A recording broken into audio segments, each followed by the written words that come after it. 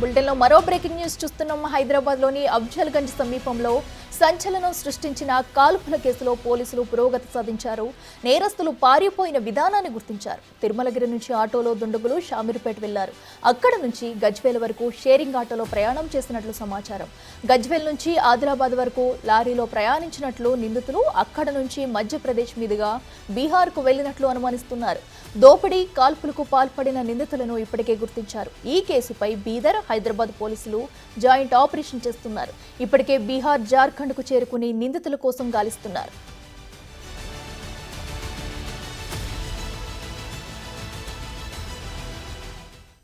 ఇదే అంశానికి సంబంధించి మరింత సమాచారం మా ప్రతినిధి సాగర్ లైవ్ లో అందిస్తారు. సాగర్, చెప్పండి, మరి అఫ్జల్గంజ్ కేసులో పోలీసులు పురోగతి సాధించినట్టు తెలుస్తుంది.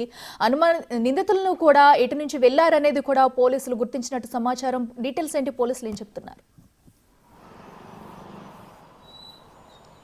ఇలా సంచలనం సృష్టించిన అఫ్జల్గంజ్ కాల్పుల కేసులో అటు బీదర్లో దోపిడీ చేసినటువంటి ఈ ముఠాను ఎట్టకేలకు పోలీసులు గుర్తించారు.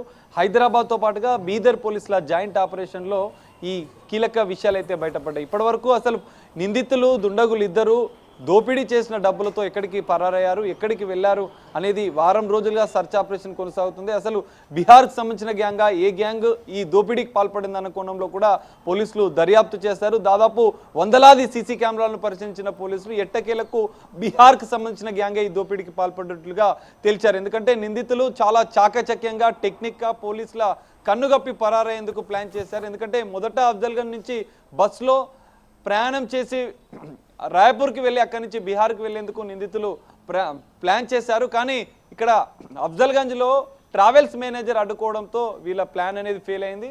వెంటనే అప్రమత్తమైనటువంటి నిందితులు అక్కడ కాల్పులు జరిపి ప్లాన్ బ్లీని అప్లై చేశారు. ఎందుకంటే సికింద్రాబాద్ ఆల్ఫా హోటల్కి చేరుకున్నటువంటి నిందితులు ఇద్దరు వాళ్ళ యొక్క డ్రెస్సులను చేంజ్ చేయడము, ఇటు డబ్బుకు సంబంధించినటువంటి ఈ ట్రాలీ బ్యాగులను చేంజ్ చేయడం ఒక చాకచక్యంగా, ఒక ప్లాన్ ప్రకారం. ఎందుకంటే ఎవరికి అనుమానం రాకుండా ప్రయాణం చేస్తున్న సందర్భంలో ఇక్కడ పోలీసులు, హైదరాబాద్ పోలీసులు కూడా అప్రమత్తమై వారిని గుర్తించే అవకాశం ఉన్న నేపథ్యంలో వారు వెంటనే సికింద్రాబాద్లో ట్రాలీ బ్యాగులు కొనుక్కోవడము, అనంతరం డ్రెస్లను కూడా చేంజ్ చేసుకోవడం, తిరుమలగిరి వైపు నిర్మానుష ప్రాంతానికి వెళ్ళి ఎవరికి అనుమానం రాకుండా ఒక సాధారణ మనుషుల్లాగానే మనం సీసీ కెమెరాల్లో కూడా చూడవచ్చు, సాధారణ మనుషుల్లాగానే వాళ్ళు వెళ్తూ వాళ్ళ రూట్ మ్యాప్ అనేది ప్లాన్ చేసుకున్నారు.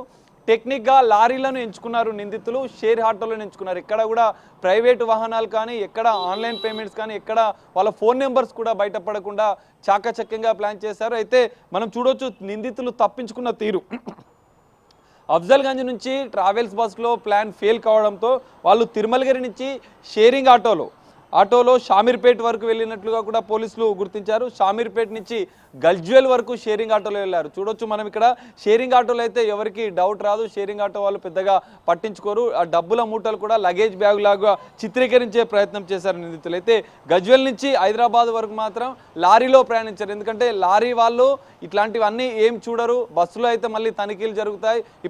ఇప్పటికే హైదరాబాద్ పోలీసులు కూడా అప్రమత్తమై తమ కోసం గాలిస్తున్నామని తెలుసుకున్నటువంటి నిందితులు ఇద్దరు లారీని ఎంచుకొని తెలంగాణ బార్డర్ దాటేందుకు ఆదిలాబాద్ వెళ్లారు.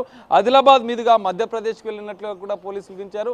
లారీలను ఎంచుకోవడం అనేది నిందితుల ప్రధాన ఉద్దేశం బార్డర్ దాటడానికి. ఎందుకంటే ప్రత్యేక తనిఖీలు చేస్తున్న నేపథ్యంలో లారీలు అనేవి ఈజీగా బార్డర్ దాటి వెళ్ళిపోతాయన్న ఆలోచన చేసినటువంటి నిందితులు టెక్నిక్గా లారీలను ఎంచుకొని తెలంగాణ బార్డర్ని ఆదిలాబాద్ మీదుగా దాటారు. మధ్యప్రదేశ్కి వెళ్ళి మధ్యప్రదేశ్ నుంచి ఈజీగా బీహార్కు రాష్ట్రానికి కూడా చేరుకున్నట్లుగా కూడా పోలీసులు గుర్తించారు. మనం చూడొచ్చు ఈ మొత్తం వ్యవహారంలో, ఈ కాల్పులకు సంబంధించిన ఘటనలో ఇటు బీదర్ దోపిడీకి సంబంధించిన ఘటనలో కూడా ఇటు బీదర్ పోలీసుల, హైదరాబాద్ పోలీసుల జాయింట్ ఆపరేషన్లో వందలాది సీసీ కెమెరాలు పరిశీలించినటువంటి పోలీసులు ఎట్టకేలకు బీహార్కు సంబంధించినటువంటి దుండగులే దీనికి పాల్పడినట్లుగా గుర్తించారు. అయితే వీరికి సంబంధించిన ఆనవాళ్లు కూడా కొన్ని జార్ఖండ్లో కూడా ఉన్నట్లుగా కూడా పోలీసులు అనుమానిస్తున్నారు. అయితే ఈ ప్రత్యేక బృందాలు, ఈ రెండు స్టేట్లకు సంబంధించినటువంటి ఇటు కర్ణాటక, ఇటు తెలంగాణకు సంబంధించిన హైదరాబాద్ పోలీసులు కూడా ప్రత్యేక బృందాలు బీహార్ రాష్ట్రానికి కూడా ఇప్పటికే చేరుకున్నాయి. వారి ఆనవాళ్లు కొన్ని జార్ఖండ్లో కూడా ఉన్న నేపథ్యంలో జార్ఖండ్ కూడా కొన్ని బృందాలు వెళ్ళినట్లుగా తెలుస్తుంది. మరి బీహార్ పోలీసుల సహకారంతో